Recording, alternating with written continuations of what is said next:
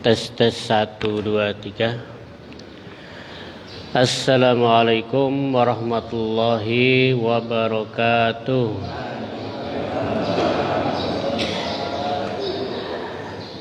Alhamdulillahilladzi ahyana ba'dama amatana wa ilaihin nusyur. Asyhadu an la ilaha illallah wahdahu la syarika lah wa asyhadu anna Muhammadan abduhu wa rasuluhu. Allahumma salli wa sallim ala sayyidina Muhammadin wa ala alihi wa ashabihi ajma'in wa man tabi'ahum bi ihsanin ila yaumiddin. Allahumma inna nas'aluka ilman nafi'a wa rizqan thayyiba wa amalan mutaqabbala. Allahumma anta rabbi la ilaha illa anta khalaqtani wa ana abduka wa ana ala ahdika wa wa'dika mastata'tu.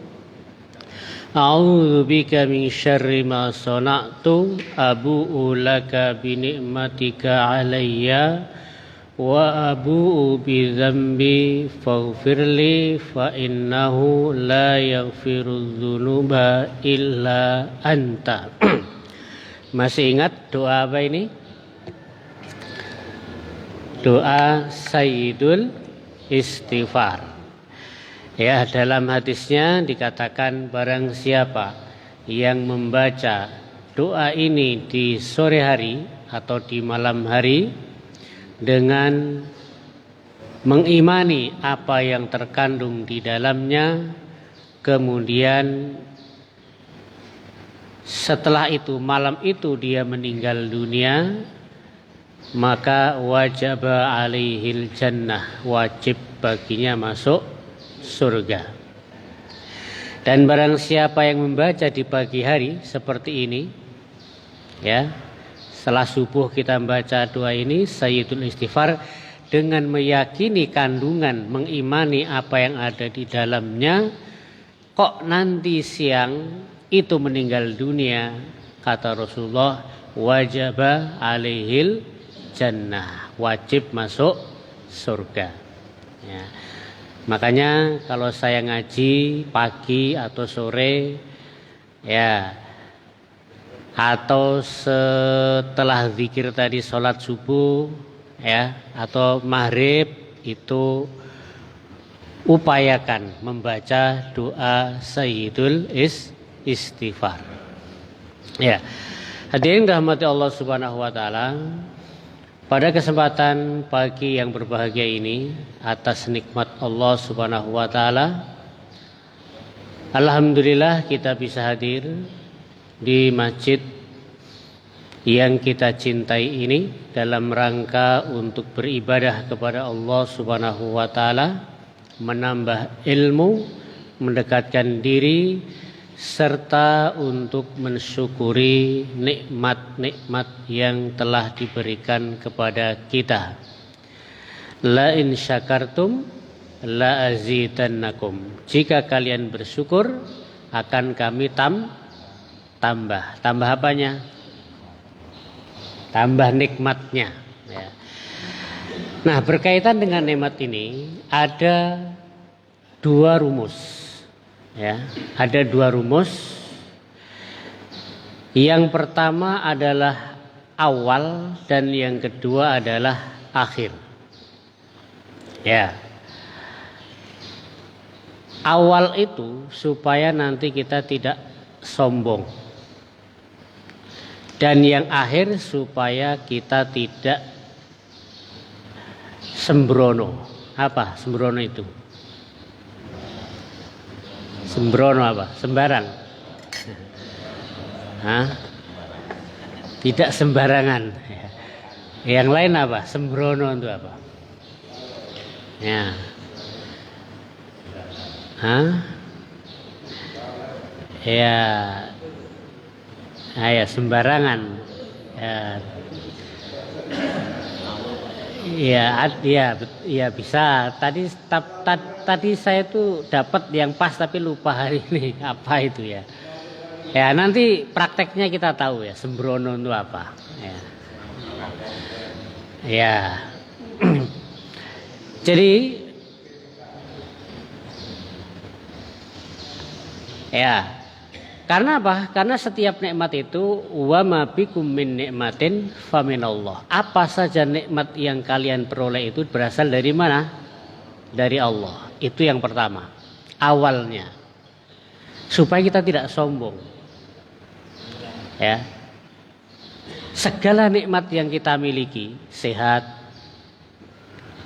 terus ganteng, ya kan? Punya uang, punya pekerjaan, punya rumah, punya kendaraan, punya HP, punya apa lagi? Punya istri, tidak lupa ini kalau istri. Dan punya anak itu nikmat semua. Dan yang perlu dicamkan bahwasanya semua itu apa? Dari Allah Subhanahu wa taala. Sehingga tidak ada rasa sombong. Oh, saya dapatkan uang ini kan karena kerja keras saya. Saya itu kerja dari pagi sampai sore 10 tahun ini hasilnya. Saya ini kan yang karena kepandaian saya. Ya, karena kecerdasan saya. Ya, karena saya mampu pintar memanfaatkan peluang. Ini semua kan karena apa? Karena saya pintar melobi. Ini semua karena apa? Karena saya itu tekun. Ya. Ini apa? Sombong enggak ini? Tadi segala nikmat itu adalah dari Allah Subhanahu wa taala.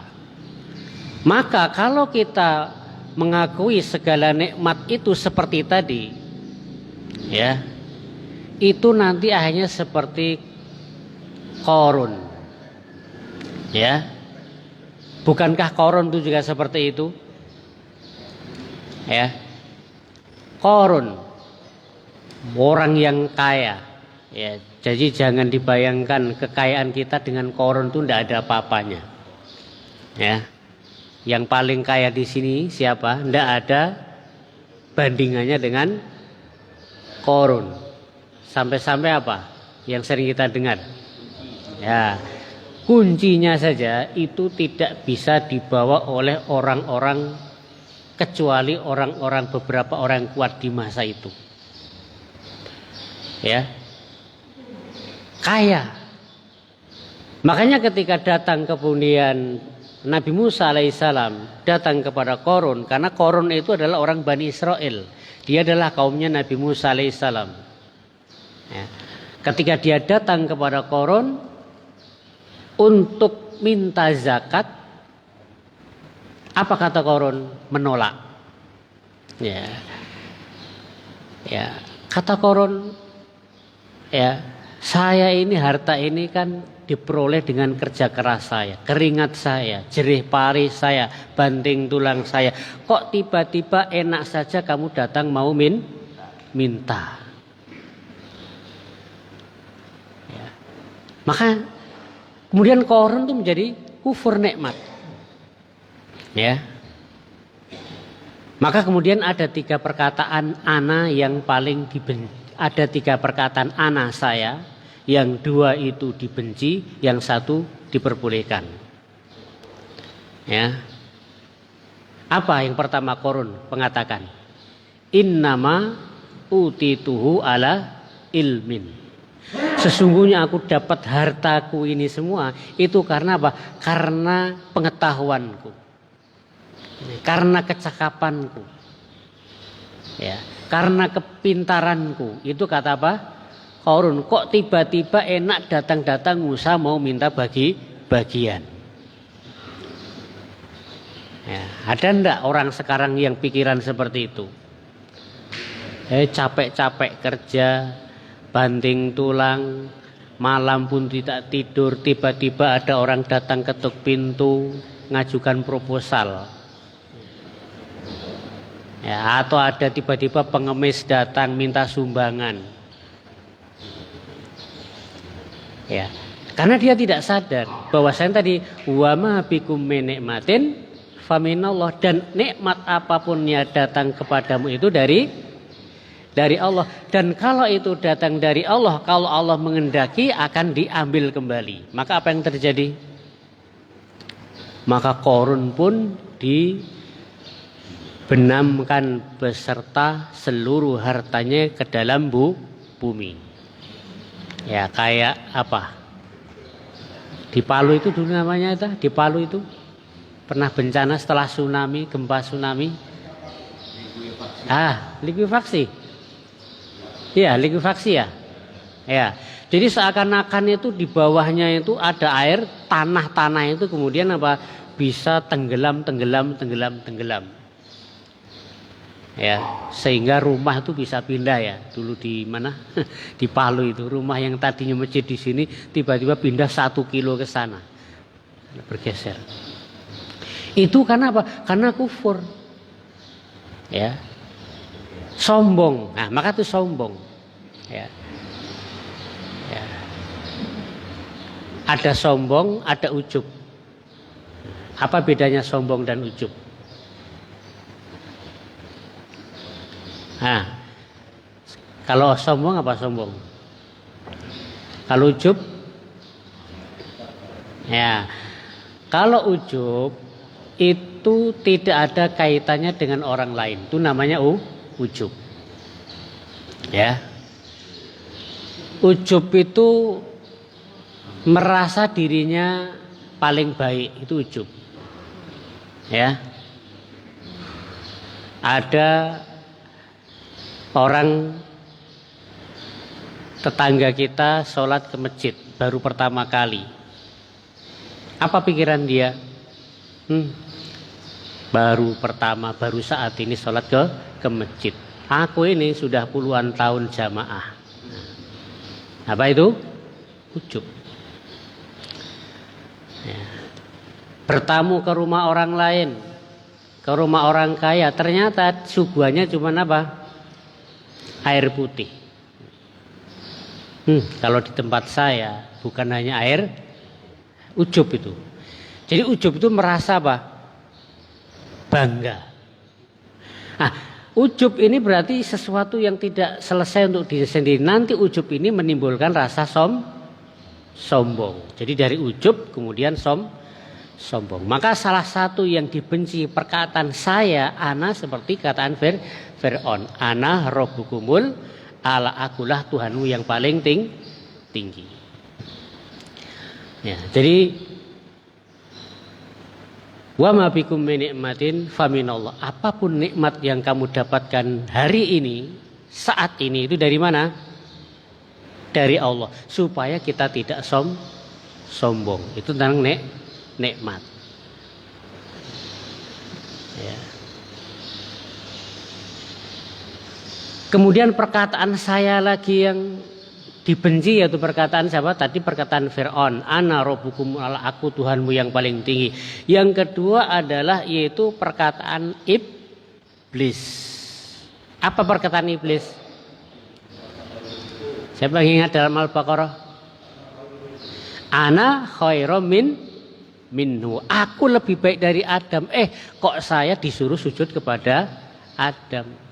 Harusnya junior itu sujud kepada senior. Adam itu kan baru-baru aja di surga. Saya sudah lama, ribuan tahun, bahkan mungkin ratusan ribu tahun. Saya senior. Kok senior suruh sujud kepada junior? Terbalik. Harusnya apa? Junior yang sujud kepada senior. Tapi Allah perintahkan senior untuk hormat kepada junior. Maka apa kepada iblis? Ana khairum minhu. Ya Allah, aku lebih baik darinya. Tidak sadar. Ya, bahwasanya apa? Segala nikmat itu datang dari Allah Subhanahu wa taala. Ya. Itu karena apa? Sekali lagi sombong. Ya, tidak menyadari itu semua datang dari Allah Subhanahu wa taala. Nah, Ada kisah itu raja yang zaman dulu, nabi yang dia pernah berkata ya, besok saya akan menggauli 9, 10, 9 istri saya gitu ya, dalam satu hari, dan pasti punya anak. Siapa yang istrinya 99? Nabi siapa? Nabi siapa? Sulaiman. Nabi Sulaiman atau Nabi Daud? Kalau tidak salah, yang 99 itu Nabi Daud. Istri Nabi Daud itu 99. Kalau Nabi Sulaiman berapa? Oh iya. Ya betul. Kalau Nabi Sulaiman itu tidak salah 1000. Ya, istrinya 1000. 1001 kampung lebih ya. Ya. Ya. Apa? Ya. Jadi saat itu saya tidak tahu, lupa ya, entah itu Nabi Daud atau Nabi Sulaiman. Ketika dia bicara ngomong tadi, bahwasanya seakan menggalui 99 istri saya dan akan menghasilkan anak dalam waktu 1 hari. Maka yang terjadi apa? Yang terjadi tidak ada satupun yang hamil. Karena apa? Karena ternyata saat itu tidak mengucapkan insya Allah, melupakan Allah. Padahal nikmat itu dari anak itu dari Allah. Sering tidak kita seperti itu? Tidak mengucapkan insya Allah, ya, melupakan Allah. Ya, padahal nikmat itu datang dari Allah Subhanahu wa Ta'ala. Ya.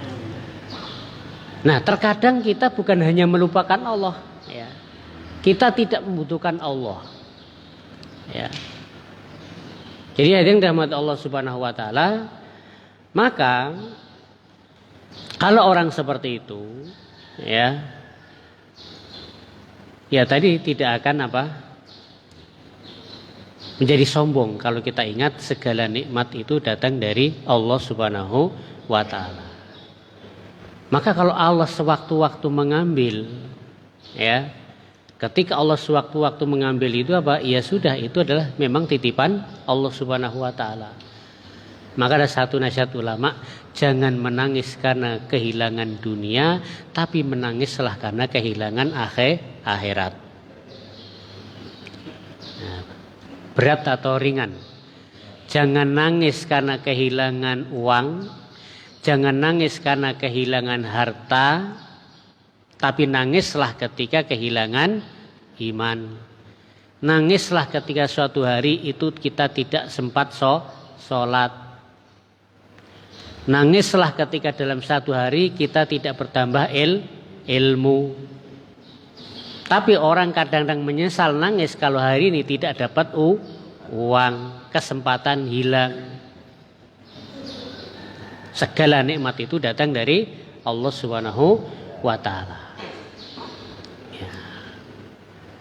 Maka kan ada ayat yang sering kita baca ya. Innallaha la yughayyiru ma biqaumin hatta yughayyiru ma bi anfusihim. Ya. Nah, itu nanti ya, nanti. Ada satu ayat lagi ya, saya lupa ini. Dalam surat apa ini Pak Haji? Saya lupa ayatnya. Ya ayyuhalladzina amanu, wahai orang-orang beriman, wala takunu kalladzina nasullah, janganlah kalian seperti orang-orang yang melupakan Allah. Tadi seperti tadi, saya ingin menggauli 99 istri saya dan ingin mendapatkan anak. Lupa kepada Allah, lupa mengatakan insya Allah. Kalau kalian melupakan Allah, Pak, kalladzina nasullah, yaitu janganlah seperti orang-orang yang melupakan Allah, fanasyahum, kemudian Allah akan melupakan kalian, melupakan diri kalian sendiri. Jadi kalau kita melupakan Allah, hukumannya kita akan dilupakan oleh Allah. Ya. Dan hukuman Allah karena kita lupa kepada Allah itu bertingkat-tingkat. Sejauh mana apa yang kita lupakan. Kalau kita melupakan Allah dalam masalah tauhid, masalah iman, nanti Allah juga akan melupakan kita. Ya. Kalau kita lupa dalam masalah ibadah seperti sholat dan sebagainya, nanti Allah juga akan melupakan kita. Kalau kita lupa zikir kepada Allah hari-hari, Allah juga akan melupakan kita.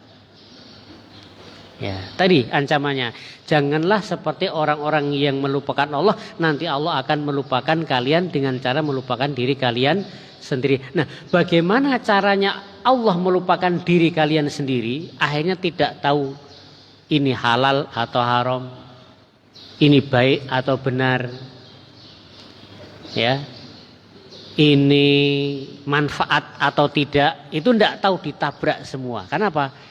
Dia telah melupakan Allah Subhanahu wa Ta'ala, Allah balas. Ya. Ya, jadi itu yang pertama. Ya. Yang pertama apa?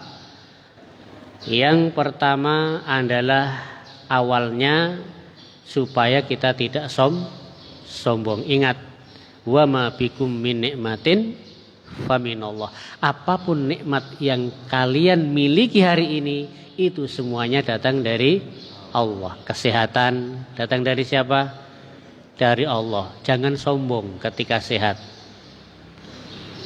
Ya. Sombong ketika sehat itu seperti apa? Ya, ketika dengar azan sehat tidak datang sholat, itu sombong, melupakan nikmat Allah. Ya. Ketika kaya kemudian sombong seperti apa? Tidak sedekah, ini termasuk melupakan Allah. Kalau kalian itu, kalau misalnya orang itu dia tidak bersyukur karena hartanya diberi harta yang banyak, kok tidak bisa bersyukur dengan sedekah, infak dan sebagainya, nanti Allah akan cabut harta itu dengan cara paksa. Dipaksa. Kecelakaan. Akhirnya keluar biaya ratusan juta. Ya. Kenapa? Nikmat datang dari Allah. Nah, seperti Korun tadi, diambil paksa hartanya. Kenapa? Zakat aja tidak mau, bersyukur tidak mau terhadap nikmat. Maka hati-hati. Ya. Yang diberi harta yang banyak, tapi tidak mau zakat, tidak mau sedekah, tidak mau mengeluarkan dengan sukarela, Allah akan ambil dengan cara paksa. Seperti Korun tadi. Paksa. Ya. Sama juga nikmat sehat. Ya. Nikmat. Ya, ada orang kaya ya di Tarakan itu ya. Ada orang kaya di Tarakan. Ya. Nah, ini pelajaran juga ya, dan kita mudah-mudahan tidak seperti itu, dan mudah-mudahan Allah meringankan bebannya. Orangnya kaya. Ya. Tapi akhirnya setiap 2 minggu sekali harus operasi. 2 minggu sekali. Ya. 2 minggu sekali operasi, 2 minggu sekali operasi, 2 minggu sekali operasi. Nah, kita tidak berharap seperti itu ya. Tidak berharap ketika kita itu membeli harta yang banyak, kemudian kita melupakan Allah dengan cara zakat sedekah, maka kita akan dilupakan Allah. Bahkan apa? Allah akan mengambil lagi kembali harta tersebut. Makanya kita keluarkan, jangan sampai dipaksa. Allah maksakan mudah. Mungkin harta itu dirampok, ditipu, dicuri. Itu cara Allah mengambilnya. Begitu. Ya. Kemudian yang selanjutnya,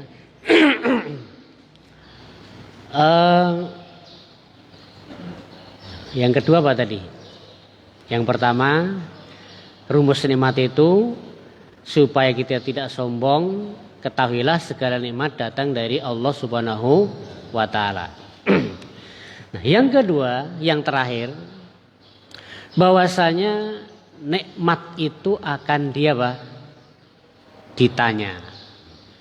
Jadi apapun yang kita miliki hari ini dan yang sebelumnya berupa nikmat-nikmat itu akan ditanya. Summalatus alunna yauma idzin anin naim. Summalatus aluna, kemudian kalian akan dimintai pertanggungjawaban. Yauma idzin, pada hari ini, hari kiamat, anin naim, terhadap kenikmatan-kenikmatan yang telah diberikan selama kita hidup. Nikmat sehat, nikmat punya uang, apalagi punya HP. Nikmat enggak HP itu? Akan ditanya. Punya kendaraan, punya mobil, punya rumah. Kalau kita akui itu nikmat semua, nanti itu akan ditanya oleh Allah, dimintai pertanggungjawaban oleh Allah Subhanahu wa taala. Sehat. Ya. Sehatnya digunakan untuk apa? Kan begitu. Kalau sehatnya digunakan untuk ibadah, aman. Sehat, rajin sholat ke masjid, rajin baca Quran, rajin ke majelis taklim, aman kita ditanya oleh Allah Subhanahu wa taala. Ya. Suatu saat di waktu malam itu Rasulullah keluar, dan tidak biasanya Rasulullah itu keluar. Rasulullah itu habis Isya tidak biasa keluar. Ya. Ya. Karena apa? Karena ada satu kaidah, ya, saya lupa kaidah hadis, bahwasanya at-tahadus ba'dal Isya makruhun. Ngobrol setelah Isya itu hukumnya apa? Makruh. Tahu makruh? Apa makruh? Makruh dikerjakan tidak berdosa, ditinggalkan berpahala. Ya, jadi makruh itu kalau dilakukan itu tidak mendapatkan dosa, tapi kalau ditinggalkan dapat pahala. Nah, termasuk ngobrol-ngobrol setelah Isya, tahadus bergadang itu setelah Isya hukumnya apa? Makruh. Ya, at-tahadus padal Isya makruhun. Ngobrol-ngobrol setelah Isya itu makruh illa fi salasati asya, kecuali dalam 3 hal. Makanya Rasulullah itu tidak biasa kalau bisa keluar malam, itu tidak biasa. Biasanya Rasulullah kalau malam bisa apa? Isya apa? Di rumah. Ya. Ada enggak sekarang ini? Zaman sekarang yang seperti itu banyak, ya. Apalagi jamaah sini ya kayaknya habis Isya enggak keluar, ya, di rumah terus. Ya. Hah? Ngopi. Tidak apa-apa ngopi, ya, nanti ini salah satunya. Illa fi salasati asy, itu aja 3 pertama, yaitu untuk apa? Lil ilm, untuk belajar. Jadi tidak apa-apa habis Isya itu bergadang, tapi apa? Pertama, belajar. Dan orang-orang dulu itu ketika belajar menuntut ilmu itu mereka tidak berhenti kecuali setelah mendengar azan subuh baru berhenti. Orang-orang dulu. Jadi ngajinya itu bukan hanya 20 menit, 30 menit diskusi, tapi apa? Dari habis Isya sampai subuh. Itu yang diperbolehkan. Mana mau coba? Aduh. Ya. Nanti jam 6:15 aja sudah mau ndak tenang, sudah mau pulang, ya. Ini mau semalam sampai subuh. Ya. At-tahadus, ngobrol. Ya sekarang susah itu, apalagi banyak kafe di Tarakan, ya. Kafe itu malam semua, ya, habis Isya semua kan. Ya. Kemudian yang kedua, tadi yang pertama apa? Menuntut ilmu. Yang kedua adalah yaitu sholat malam. Nah, sholat malam silakan mau habis Isya sampai subuh. Ya, seperti siapa? Imam Abu Hanifah. Habis Isya beliau sholat 2 rakaat. Ya. 2 rakaat. Ya, seperti biasalah kita. Yang dibaca ternyata faman ya'mal mithqala dzarratin khairan yarah wa may ya'mal mithqala dzarratin syarran yarah. Tahu artinya semua. Itu beliau itu sholat habis Isya. Karena dinikmati bacaan cuman 2 ayat saja diulang-ulang. Itu ternyata sampai subuh. 2 rakaat sampai subuh. Penjaga masjid ketika malamnya dia pulang, Imam Abu Hanifah sudah sholat 2 rakaat. Ketika dia subuh datang situ ternyata masih berdiri di situ.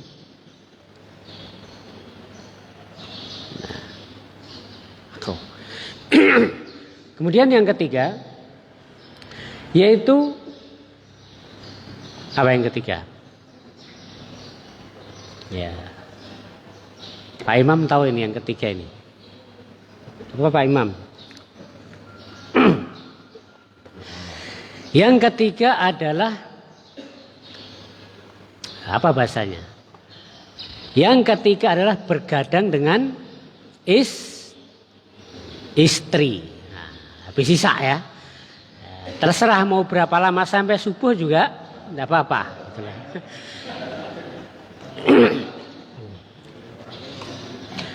Karena apa? Karena memang sebenarnya waktu malam itu waktu buat anak dan istri. Bagi seorang suami, apalagi kalau kerja siang. Maka waktu malam itu untuk siapa? Untuk istri dan anak. Maka seharusnya wajarnya kalau seorang bapak itu mau keluar malam, apa? Izin dulu. Nah, izin dulu sama istrinya. Karena waktu itu untuk istri. Bukannya cemen jarang sekarang ya, laki-laki keluar malam izin istri itu cemen, bukan. Tapi itu memang apa betul itu. Izin istri. Nah, suatu saat Rasulullah itu keluar di waktu malam, tidak biasa. Makanya tidak biasa Rasulullah keluar malam itu tidak biasa. Di tengah jalan bertemu dengan Abu Bakar As-Siddiq. Maka Rasulullah berkata kepada Abu Bakar, "Ya Abu Bakrin, ma ahrajaka fi hadhil lailah." Wahai Abu Bakar, apa yang menyebabkan kalian keluar pada malam seperti ini? Ini menunjukkan apa? Abu Bakar sendiri juga jarang keluar di waktu malam setelah Isya. Maka heran, kok tumben malam-malam keluar gitu ya. Kalau sekarang kan kebalikannya, kok tumben malam tidak keluar gitu. Apalagi anak muda sekarang kan gitu. Apa kata Abu Bakar? Ma ahrajani illal ju'. Tidak ada yang membuat saya keluar malam kecuali karena lapar. Akhirnya mereka berdua jalan. Ketemu siapa? Umar bin Khattab. Maka Rasulullah juga bertanya, "Ya Umar, ma ahrajaka fi hadhil lailah." Apa yang menyebabkan engkau keluar di malam seperti ini? Sama. Ya Rasulullah, ma ahrajani illal ju'. Tidak ada yang membuat saya keluar kecuali karena lapar. Hanya 3 orang ini malam-malam keluar. Karena apa? Lapar. Bayangkan Rasulullah, Abu Bakar, Umar kelaparan. Tidak ada yang dimakan di rumah. Ya. Ya kita mungkin pernah mengalami dulu, pernah mungkin ya. Sekali 2 kali pernah. Apalagi ketika zaman berjuang gitu ya. Ya, belum sekaya sekarang gitu ya. Belum dapat pekerjaan. Pernah mengalami masa-masa apa? Prihatin kalau bahasa Jawa ya, prihatin. Kalau bahasa Indonesianya apa? Prihatin tuh. Hah? Prihatin apa prihatin? Ya enggak ada bahasanya ya di Indonesia itu, bahasa Jawa tuh kayak juga prihatin. Maka ada tetangga saya itu pegawai Telkom, ya satu pegawai Telkom, ya dua-duanya pegawai itu. Itu ketika dulu belum jadi pegawai itu punya anak perempuan. Ya. Nama yang lain tuh bagus-bagus, tapi yang ini namanya apa? Suprihatin. Ya. Padahal sekarang orangnya justru malah di Australia, kerja di Australia. Tapi namanya apa? Namanya Jawa banget gitu ya, Suprihatin gitu.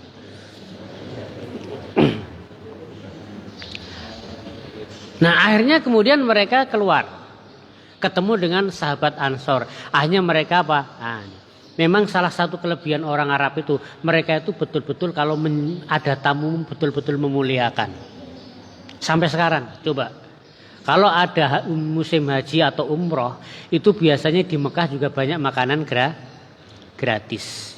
Itu salah satu kelebihan orang Arab, menjamu tamu dengan apa? Dengan semuanya. Akhirnya disembelihkan unta. Nah, setelah disembelih dengan unta, makan. Setelah cukup, apa kata Rasulullah kepada Abu Bakar dan Umar? Beliau mengatakan, wahai Abu Bakar, wahai Umar, sesungguhnya makanan malam hari ini yang kita makan sampai kita kenyang, itu nanti akan dimintai pertanggungjawaban oleh Allah Subhanahu wa Ta'ala. Makanan yang kita makan sehingga nanti kita bisa tidur. Orang bisa tidur itu karena lapar atau karena kenyang?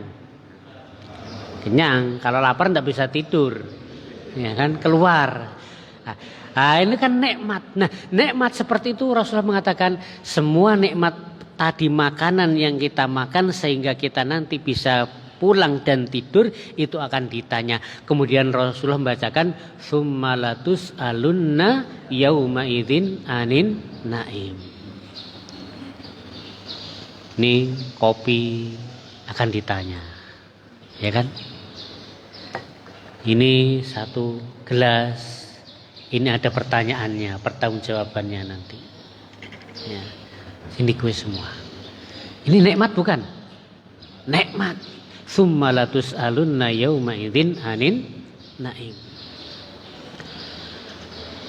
Maka ini supaya kita tidak sombong dan supaya ketika kita dapat tidak apa? Tidak sembrono tadi ya. Nah, tidak apa?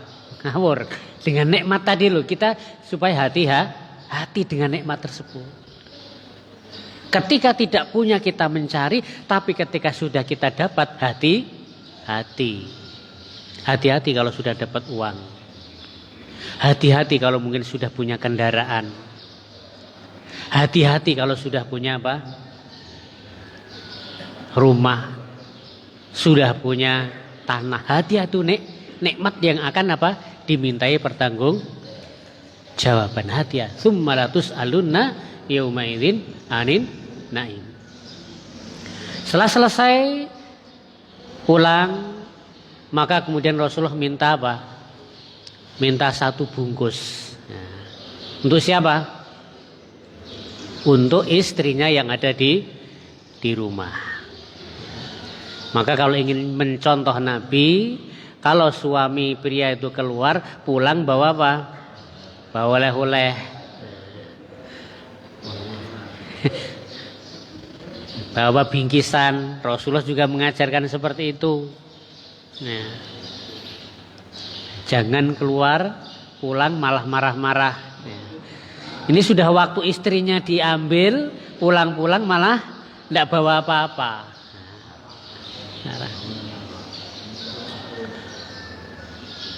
Aisyah radhiyallahu anha setelah Rasulullah meninggal dunia, itu suatu saat diundang oleh keponakannya, namanya Abdullah bin Zubair atau Urwah bin Zubair. Ini keponakan. Karena apa? Karena Abdullah bin Zubair ini adalah anak dari Asma. Asma itu siapa? Asma itu adalah kakaknya Aisyah. Nah, Aisyah punya anak namanya Abdullah. Dipanggil Aisyah radhiyallahu anha itu di tempat Abdullah bin Zubair atau Urwah bin Zubair. Ternyata di situ sudah dihidangkan makanan yang lezat. Ketika mendapatkan hidangan lezat seperti itu, apa kata Aisyah? Ma khayyaru hayatukum. Apa yang merubah gaya hidup kalian? Rambut Rasulullah itu belum Rambut Rasulullah itu masih utuh, tapi kalian sudah merubah. Dulu rumah ini adalah rumah yang penuh dengan kesederhanaan, tetapi sekarang rumah ini sudah menjadi rumah kemewahan. Hanya Aisyah tidak menyentuh makanan tersebut. Karena Rasulullah mengajarkan kesederhanaan, sementara walaupun itu boleh-boleh saja ya. Makan enak itu kan boleh ya, boleh. Makan enak itu boleh. Yang mahal pun juga boleh. Ya. Gitu. Maka yang rahmat Allah Subhanahu Wa Taala, maka ada satu kaidah juga ya untuk hati-hati berkaitan dengan barang harta. Itu apa? Kalau barang itu halal akan dihisap. Ini halal kan? Halal. Saya diberi halal. Tapi akan dihisap. Uang yang kita dapatkan dengan cara yang halal itu akan dihisap. Ya. Dengan cara yang halal, tidak batil, tidak mencuri, tidak korupsi, tidak merampok, tidak menipu. Itu halal, ini halal. Itu akan dihisap. Halaluhu yuhasab. Harta-harta yang halal itu akan dihisap. Wa haramuhu yu'adzab. Adapun kalau barang itu dari yang haram akan apa? Diazab. Jadi kita punya harta. Kalau harta itu halal akan dihisap. Tapi kalau harta yang kita dapat haram akan apa? Bukan dihisap tapi diazab. Ini yang terakhir, yang kedua. Supaya kita berhati-hati terhadap nikmat yang sudah kita dapatkan. Halalnya dihisap, haramnya diazab, disiksa. Ya. Nah, kemudian dari rahmat Allah Subhanahu Wa Taala ada satu lagi supaya kita ini juga berhati-hati, yaitu ada satu sifat yang terpuji namanya qanaah. Apa qanaah? Sering dengar? Ya, qanaah itu merasa cukup, merasa ridho. Apalagi? Ya, tidak Ya, tidak rakus. Itu namanya qanaah, menerima. Ridho itu menerima.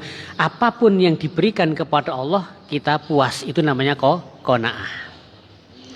Merasa cukup. Nah, kebalikan qanaah ya tadi, merasa kurang. Maka berapapun itu kalau dia kurang, tidak akan pernah qanaah bersyukur. Maka qanaah itu bukan berapa jumlahnya. Orang itu kalau tidak qanaah berapapun itu tetap masih kurang. Ya, bahkan dia sudah kaya pun tetap masih kurang. Bahkan yang lebih parah lagi sampai apa? Sampai harus melakukan cara yang haram. Padahal sudah cukup sebenarnya untuk kebutuhan hidup itu. Nah, qanaah merasa cukup, merasa terima bagi siapa? Orang miskin kan begitu. Kalau orang miskin itu kan gampang qanaah ya.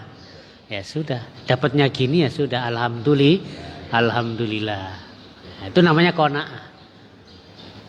Ya, qanaah. Berapapun yang Allah takdirkan untuk kita bersyukur. Itu qanaahnya orang miskin. Kalau qanaahnya orang kaya seperti apa? Orang kaya bisa qanaah enggak? Kurang terus. Qanaahnya orang kaya seperti ini. Ada ulama mengatakan orang dulu itu, orang kaya itu kalau qanaah itu dia menganggap bahwasanya kalau sudah tercukupi kebutuhan hidupnya itu sudah, maka yang sisanya itu dianggap sudah bukan miliknya lagi. Itu qanaahnya orang kaya. Sampai seperti itu ya. Jadi qanaahnya orang kaya itu pokoknya apa kalau sudah terpenuhi kebutuhan diri sendiri, keluarga, maka sisanya sudah dianggap bukan harta miliknya, ini milik orang lain. Itu qanaahnya orang kaya. Jadi hadirin rahmat Allah Subhanahu Wa Taala, maka qanaah ini juga perlu, penting. Ya. Karena apa? Rezeki kita tidak akan tertukar. Ya. Rezeki kita tidak akan diambil oleh orang lain. Kalau itu diambil orang lain, itu berarti menjatah Allah rezeki untuk dia. Ya. Maka suatu saat Rasulullah itu pernah menyembelih seekor kambing. Kemudian dipotong-potong, kemudian dibagikan. Menyisakan satu paha. Kemudian setelah Aisyah disuruh bagian kepada tetangga-tetangga. Setelah pulang Aisyah ditanya, "Wah Aisyah, apakah sudah dibagikan semua?" "Sudah, semuanya. Yang sisa cuman apa?" "Sisanya tadi apa?" "1 paha." Apa kata Rasulullah? "Wahai Aisyah, sesungguhnya bukan seperti itu. Justru yang tersisa itu yang kita bagikan. Sementara yang 1 paha itu yang nanti akan apa? Akan hilang." Itu qanaah. Qanaahnya Rasulullah. Ya, Rasulullah butuhnya cuma 1 paha. Sisanya untuk orang lain. Karena justru yang dibagikan itu adalah yang milik kita. Yang nanti itu yang akan menunggu kita kalau kita sudah mati. Itulah milik kita. Adapun yang sisa paha tadi itu nanti yang akan kita makan dan habis. Sementara yang masih menunggu kita apa? Yaitu daging-daging selain paha dan nanti akan menunggu kita nanti dari kiamat. Itu yang milik kita. Ya, jadi yang milik kita itu justru yang sudah kita keluarkan. Itu milik kita yang nanti akan menunggu kita di akhirat Kak nanti. Itu milik kita. Itu berkaitan dengan apa? Nikmat tadi, supaya kita hati-hati terhadap nikmat. Ya. Makanya hadirin rahmat Allah Subhanahu wa taala termasuk nikmat ya. Termasuk nikmat itu apa? Anak nikmat atau bukan? Ya, sering kita berdoa, Rabbana hab lana min azwajina wa dzurriyyatina qurrata a'yun. Anak itu menjadi qurrata a'yun. Qurrata a'yun itu apa? Pandangan yang menyenangkan. Biasanya anak itu menjadikan nikmat di pandangan kita ketika umur berapa? Menyenangkan. Ya, anak-anak masih seperti umur 7 tahun, 8 tahun, 6 tahun tuh lagi seneng-senengnya. Kita capek-capek apa? Pulang tuh seneng. Nikmat bukan? Nikmat. Tapi kalau nanti sudah dewasa besar, kadang-kadang sudah tidak nikmat melihat anak tuh. Ya. Dipanggil tidak datang-datang, ya kan? Diperintah tidak jalan. Ya kan? Sampai bikin jengkel. Oh ini yang tertawa merasa berarti ya. Nah itu nikmat bukan nikmat. Tetapi kenapa nikmat itu berubah? Makanya tadi ayat tadi yang saya tunda tadi, innallaha la yughayyiru apa Pak Haji? Innallaha la yughayyiru biqaumin. Sesungguhnya Allah itu tidak akan merubah. Biasanya nasib ya. Sebenarnya ayat ini berkenaan dengan nikmat. Yang artinya apa? Sesungguhnya Allah itu tidak akan mencabut nikmat sampai orang tersebut merubahnya sendiri. Jadi hakikatnya nikmat itu akan terus ada pada kita. Tapi kalau kita tidak bersyukur maka nikmat itu akan dicabut. Anak itu nikmat. Senang kita ketika waktu kecil. Tapi ketika sudah dewasa kenapa tidak menjadi nikmat? Berarti karena kita kurang bersyukur, yaitu tidak mendidik anak dengan baik.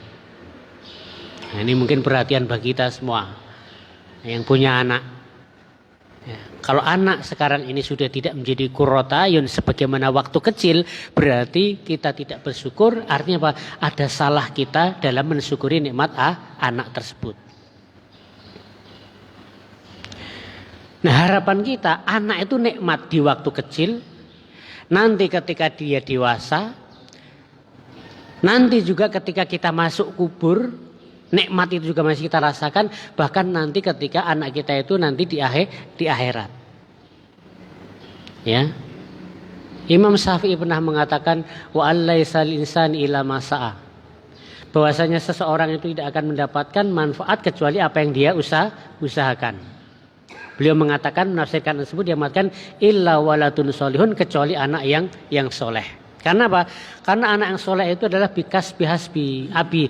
Karena anak yang soleh itu merupakan usaha daripada ayahnya. Maka anak yang soleh itu tidak hanya bermanfaat di dunia, tapi juga bermanfaat di akhirat. Di dunia juga orang tua itu senang, di akhirat dia bermanfaat.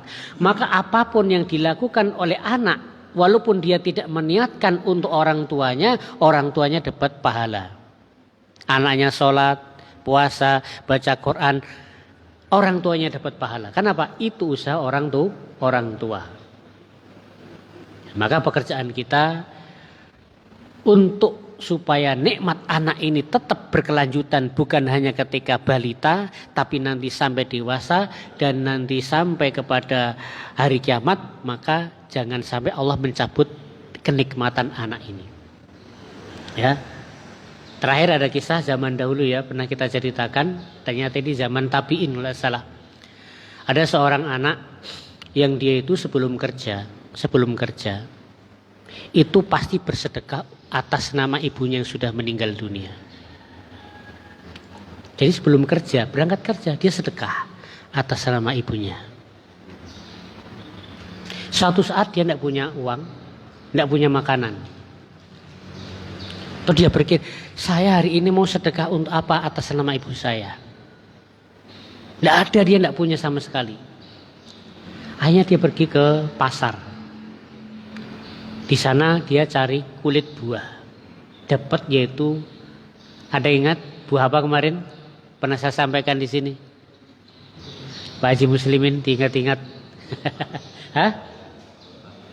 Ya. Dapat kulit semangka. Hanya kulit semangka tadi diambil, di rumah dipotong-potong. Setelah itu apa? Dia pergi ke kandang onta. Kemudian kulit yang sudah dicacah-cacah tadi, potong-potong tadi diberikan makan kepada onta sambil meniatkan, ya Allah, sedekah saya ini saya niatkan untuk ibu saya. Itu anak yang soleh. Nikmatnya bukan hanya ketika kecil, bukannya dewasa, bahkan ketika orang tuanya sudah di alam kubur, orang tuanya masih merasakan kenikmatan dari anaknya. Ya. Jadi hadirin rahmatullah subhanahu wa ta'ala, intinya apa? Ya. Intinya tadi rumus nikmat tadi. Pertama apa? Supaya kita tidak sombong, sadari semua nikmat berasal dari Allah subhanahu wa ta'ala. Yang kedua, akhir nikmat apa? Bahwasanya nikmat itu akan ditanya. Yang halal akan dihisab, yang haram akan diazab. Itu berkaitan dengan nikmat. Ya, saya kira cukup ya. Masih ada waktu Pak Undoyo? Masih banyak ya, silakan. Hah?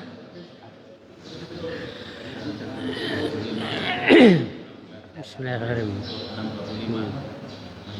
Baik Pak, di sini pagi ini kayaknya mengingat waktunya habis.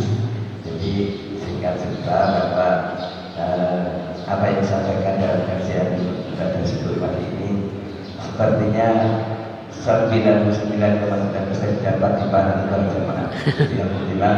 Terima kasih Pak, sudah berarti bisa ditutup.